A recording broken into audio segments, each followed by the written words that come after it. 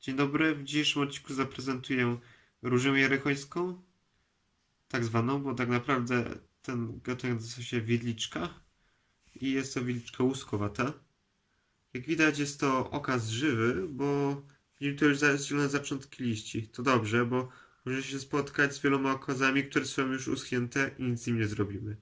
A więc aby nasza róża odżyła, wystarczy ją spryskać wodą lub nalać na podstawek trochę wody, ale ja spryskuję, ponieważ czasami zdarza się, że jeśli lejecie na podstawek, nasza roślinka może zgnić.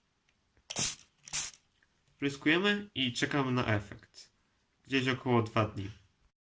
Już po 1 godzinie widzimy, że roślinka zaczęła się rozwijać i coraz więcej zielonych części.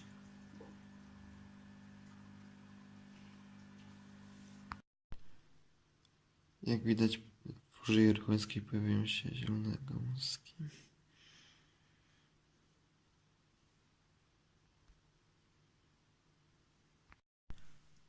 I tak oto róża jerychońska po 2 dniach niepryskania wodą wróciła do swojego pierwotnego stanu. Jeśli chcemy, aby róża była ponownie zielona, spryskujemy ją wodą ponownie. Może się tak otwierać i zamykać wiele razy.